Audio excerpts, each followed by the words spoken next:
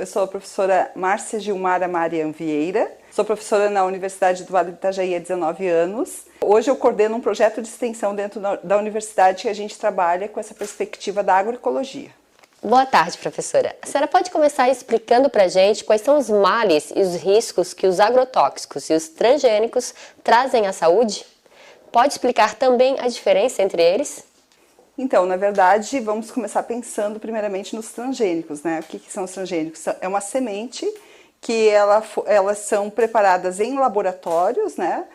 Que tem uma modificação genética, na verdade. E essas sementes, então, quando elas são preparadas, elas já são associadas para serem utilizadas com agrotóxicos. Então, é uma coisa associada à outra, na verdade. Então, quando eles plantam, hoje no Brasil é muito utilizado, por exemplo, as sementes transgênicas, por exemplo, de milho e de soja. Então, quando eles utilizam para a plantação da soja, ela não vai conseguir o cultivo com bom êxito se não tiver a presença do agrotóxico, entende? Então, é uma coisa associada à outra. Então, exatamente por isso, a mesma indústria que produz uma, produz a outra, né? Então, por isso que elas caminham juntas, então. E as duas são extremamente perigosas, na verdade. O agrotóxico seria uma forma de potencializar as substâncias dos transgênicos, é isso? Não seria exatamente potencializar. Na verdade, a semente transgênica ela não consegue ser cultivada sem a presença do agrotóxico. Então, é uma maneira de você vender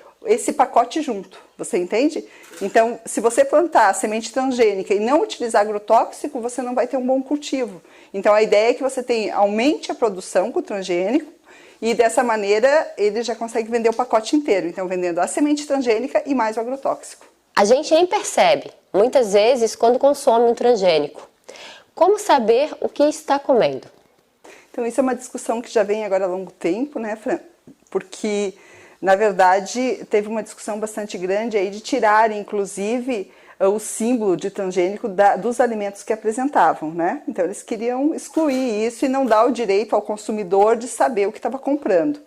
Então, diante disso, assim, existe uma discussão e as pessoas estão querendo que a gente possa ter o direito de saber fazer essa escolha. Então, chegar nas grandes redes de supermercados e poder saber o que é transgênico e o que não é transgênico através do símbolo. Então, tem um símbolo T e a gente percebe, assim, que algumas pessoas, por exemplo, nem sabem o que é isso, né? Então, é essa discussão que existe hoje, né? Se a gente vai conseguir continuar defendendo essa questão de poder fazer essa escolha, ou pelo menos os alimentos que não tiverem, falar que são livres de transgênicos, então. Quais são os males que eles trazem para a saúde? O que eu penso, na verdade, é que o que traz males mesmo são os agrotóxicos, entende? Já que eles são cultivados na presença de agrotóxicos, e os agrotóxicos são produtos extremamente contaminantes, né, e perigosos tanto para o ambiente quanto para a saúde. Então, já que eles são cultivados com agrotóxico, o que vai fazer mal é o agrotóxico, e não a modificação do gene da semente, né? É porque uma coisa está associada à outra, então por isso que vai trazer malefícios para a saúde. Como se alimentar de maneira mais natural se na agricultura convencional há tanto agrotóxicos e alimentos geneticamente modificados? Então hoje essa escolha está bem complicada, né? Essa é uma situação que eu vejo que está difícil, na verdade. Por quê? Mais ou menos na metade do século passado, eles começaram a introduzir essa ideia da Revolução Verde, que era esse pacote tecnológico, então. Porque a agricultura, na verdade, ela existe há mais de 10 mil anos. E então, há mais ou menos 60 anos que começaram a introduzir essa questão do agrotóxico. Antes não existia agricultura com agrotóxico. E aí começou essa questão que os agricultores que não utilizavam esse pacote tecnológico eram agricultores que não estavam atualizados, na verdade, que não estavam querendo ter uma produção de acordo com o incentivo que estava acontecendo naquele momento. Então, a partir desse momento que eles começaram a fazer esse incentivo, então, inclusive os agricultores familiares começaram essa produção intensiva, inclusive com agrotóxicos, né? Então, quando você pergunta qual que é a possibilidade é a gente buscar exatamente a produção orgânica, que foi deixada de lado, porque a produção orgânica é uma coisa que existia sempre, né? Durante a vida inteira. E aí eles deixaram isso de lado. E aí começaram a introduzir essa outra agricultura moderna, que na verdade moderna não tem nada, né? Porque eles defendiam isso, ensinar os novos agricultores a plantar, a cultivar os alimentos dessa maneira, e aí foram deixando de lado aquela agricultura que era conhecida por ancestrais. Então a gente tem que estar resgatando exatamente isso e buscando políticas que incentivem hoje esse tipo de agricultura, porque as políticas públicas hoje incentivam a agricultura que é chamada de agricultura convencional, que é aquela que utiliza o agrotóxico, né? O Brasil consome 20% dos agrotóxicos comercializados no mundo e a quantidade vem crescendo no último ano. Qual o trabalho do Fórum Catarinense de Combate aos Impactos dos Agrotóxicos e Transgênicos para tentar frear esse consumo? Então, o Brasil hoje ele é considerado o maior consumidor de agrotóxicos do mundo, né? Então é uma questão assim muito assim alarmante mesmo, muito perigosa, né, nessa questão do agrotóxico. E o papel do fórum hoje é tentar, como o próprio nome já diz, é combater, né, essa questão do agrotóxico e do transgênico, tanto de um quanto de outro. De que maneira? Tentando criar políticas que possam estar incentivando exatamente o cultivo de produção orgânica, principalmente nessa questão de agroecologia, porque a agroecologia não é só pensar em não utilizar agrotóxico. A agroecologia é uma questão de justiça social, porque vai estar cuidando então da terra, da biodiversidade, do ser humano, né? Tem outras questões que estão associadas a isso. Então, o fórum hoje a gente defende muito dentro dessa perspectiva. Cerca de 1/3 dos ingredientes ativos comercializados no Brasil não estão autorizados na Europa. Por que dessa diferença?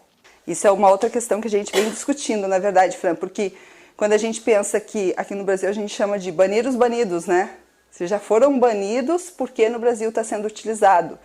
E aí a gente fica pensando, será que o organismo dos brasileiros são tão mais resistentes do que dos europeus ou de outros países, né? Porque ontem ainda estava lendo um artigo que falava, né, que um dos agrotóxicos, por exemplo, ele é utilizado 5.000 vezes mais aqui no país.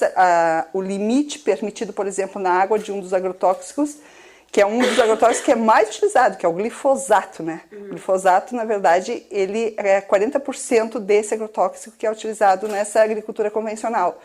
E aí, então, é super intensa a utilização dele, e o limite permitido na água de consumo humano, na água que a gente toma todos os dias, né? Então, é 5.000 vezes maior do que o permitido na União Europeia. Então, de que maneira que a gente vai justificar uma coisa dessa, né? Então, a gente pensa, será que nós somos tão mais resistentes, né? De que maneira que isso acontece? A gente não consegue explicar isso. Realmente, assim, acho que tem que rever essa questão desses limites, tanto para os alimentos quanto para a água de consumo humano, entre outros compartimentos ambientais também. Professora, o câncer seria a doença que mais demonstra que ela vem desse uso desenfreado dos agrotóxicos em alimentos, em água? Então, existem muitos estudos, né, assim, mostrando que tem uma relação bastante grande. Tem uma professora, por exemplo, que é a professora Raquel Rigoto, que ela faz parte que ela ajudou também a escrever o dossiê Abrasco, né, que hoje é uma referência para nós pesquisadores dessa área. E ela fez um estudo, então, em regiões que têm um grande consumo de agrotóxico, que é a região do agronegócio, e ela conseguiu observar, então, que o índice de câncer nas pessoas que utilizam ali naquela população aumenta em 30% comparada à população que não tem utilização intensa de agrotóxicos, né? Mas é claro que não é só o câncer, não. Existem muitos outros que a gente chama de efeitos crônicos que são observados, como neurotoxicológicos. A depressão, por exemplo, ela está diretamente relacionada também.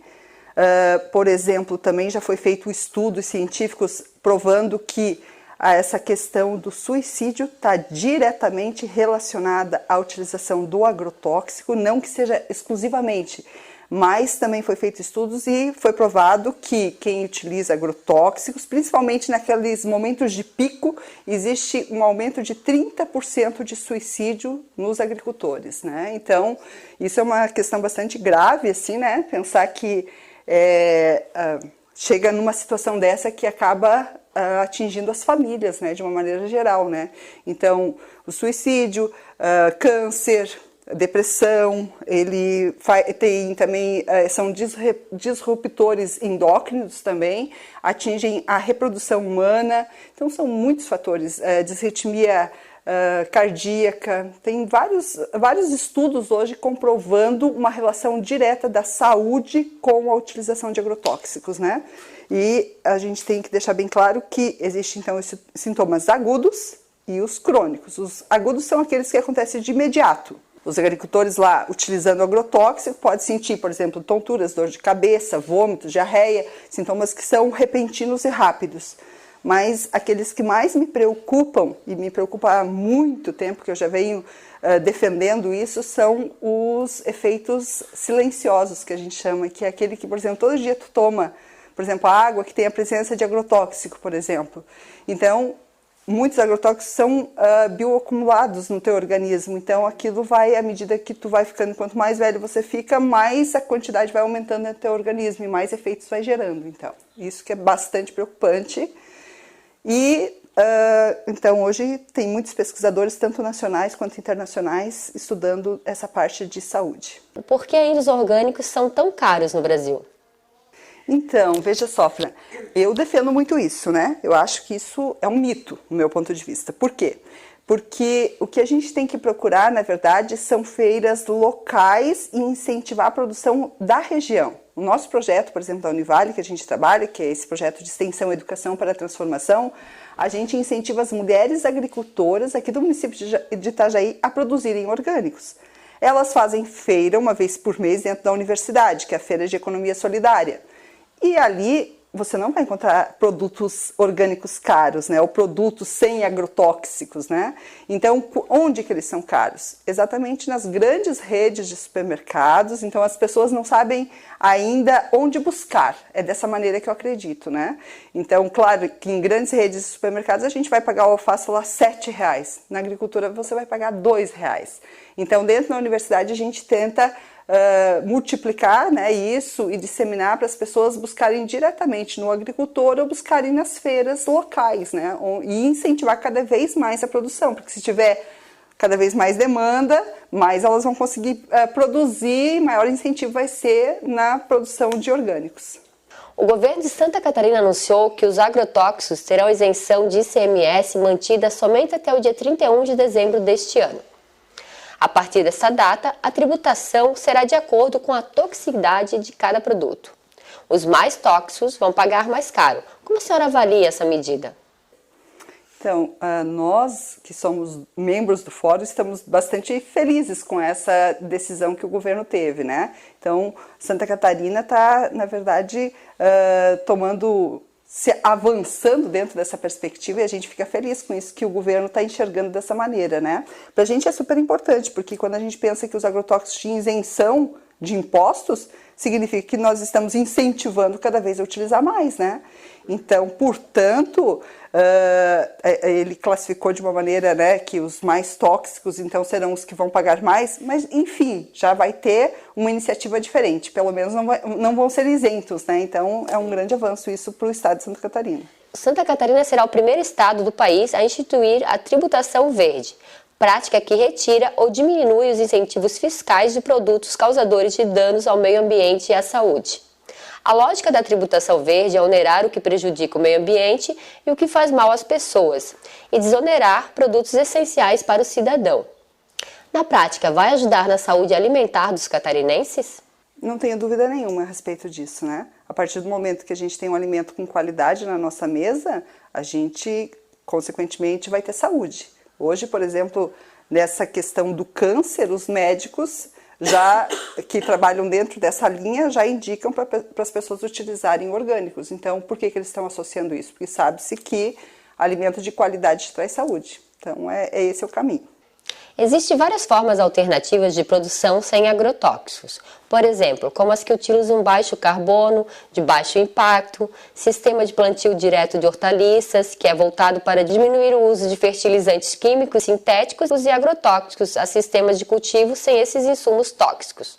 A Epagre seria uma difusora e pesquisadora dessa tecnologia. Há casos de diminuir em mais de 90% o uso de insumos químicos sintéticos só no manejo de espécies, de solo e de plantio direto. Essas alternativas chegam aos agricultores catarinenses? Eu ainda tenho um pouco de dúvida a respeito disso, assim, pelo que eu tenho acompanhado, né? Eu quero acreditar que esse tem que ser o caminho, realmente, né? Porque são instituições, realmente, que têm pesquisadores que têm bastante conhecimento, então o importante é que eles não façam pesquisa só dentro da instituição, que eles levem isso de uma forma que chegue aos agricultores, né, às famílias de agricultores, porque no projeto que eu observo é que quando a gente ensina, eles aplicam aquilo que a gente ensina. Então, se isso for um dos meios encontrados para disseminar a agroecologia e incentivar, claro que a gente precisa das políticas públicas também, né? Eu tenho certeza que a gente vai conseguir fazer essas mudanças, não tenho dúvida.